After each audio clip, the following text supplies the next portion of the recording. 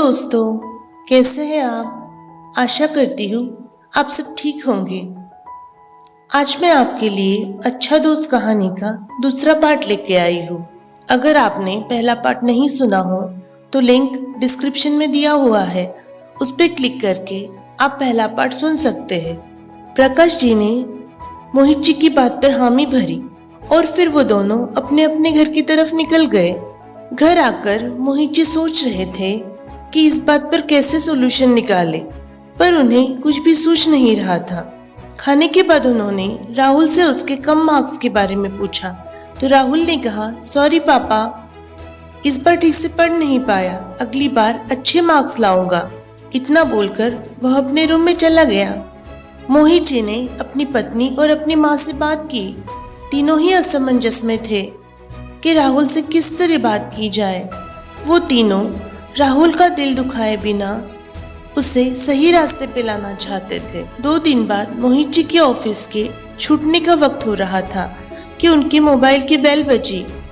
उन्होंने देखा कि प्रकाश सर का कॉल है। प्रकाश सर ने बताया राहुल कल स्कूल नहीं आया था। आज उसकी स्कूल डायरी में जो सिक नोट था उसकी हैंडराइटिंग मोहित जी की ही थी, पर सिग्नेचर कुछ अलग थे। मोहित जी के लिए ये सब बहुत शॉकिंग था।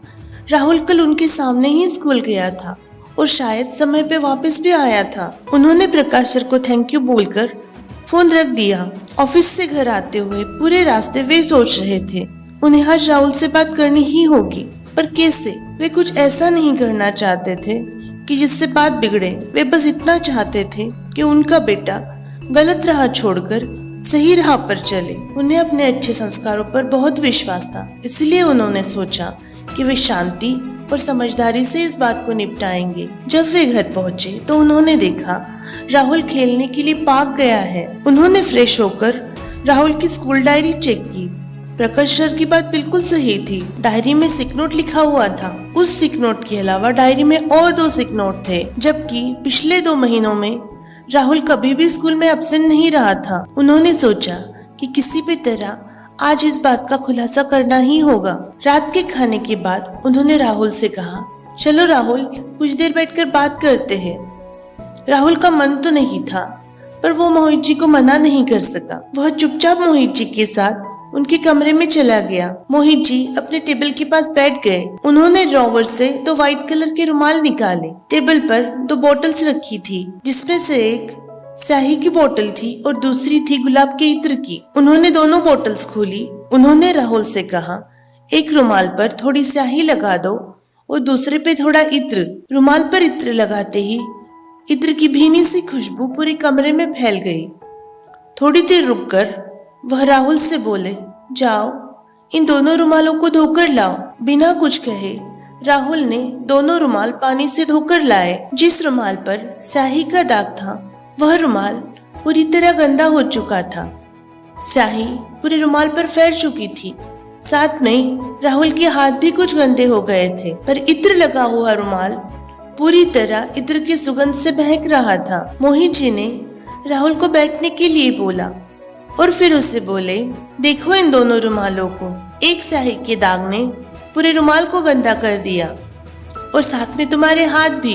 इत्र की 2-3 बूंदों ने इस रुमाल और कमरा दोनों को महका दिया और अब तुम्हारे हाथों से भी वही महक आ रही है। राहुल ने अपने हाथों को सूंघा।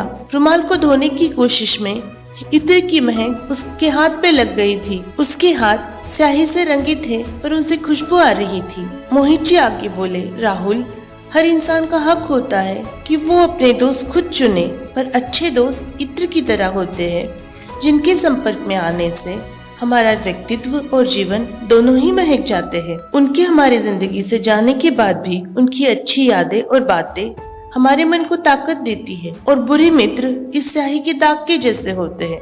उनके संपर्क में आने से हमारा व्यक्तित्व और जीवन दोनों ही मैले हो जाते हैं। उनसे दूर जाने पर भी उनके अस्तित्व की कुछ निशानियां हमारे जीवन में रह जाती है। कई बार हमारे दोस्त ही समाज में हमारी पहचान बन जाते हैं। कई बार अच्छा इंसान भी बुरी संगति से बदनाम हो जाता है और बुरा इंसान अच्छे दोस्तों की सोहबत में सुधर जाता है। इसीलिए हमें हमारे दोस्त थोड़ा जागरूक रहकर चुनने चाहिए। मोहित जी की कही हुई बात राहुल के मन को लग गई। वो अपने पिता की बात का इशारा समझ चुका था। उसने अचानक अपने मैले हाथों को देखा और जोर जोर से रोने लगा। मोहित जी उसे देख रहे थे पर उन्होंने कुछ नहीं कहा।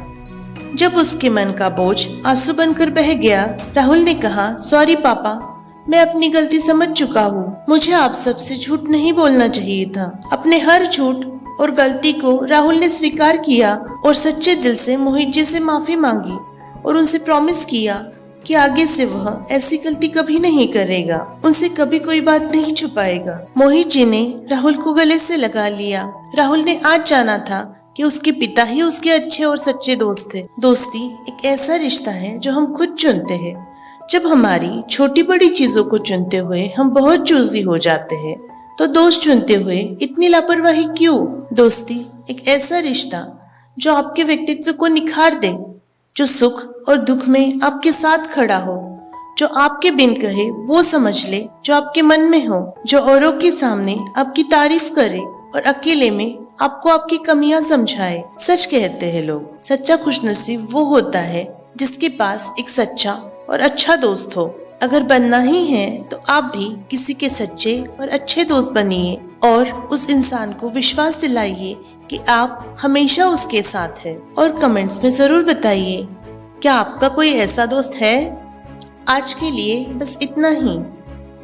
तो दोस्तों, कैसी लगी आपको ये कहानी को लाइक, कमेंट, शेयर करना ना भूलें। हमसे जुड़े रहने के लिए हमारे चैनल को सब्सक्राइब करिए। अपना और अपने अपनों का खूब ध्यान रखिए। खुश रहिए, खुशियां बांटते रहिए। राम राम।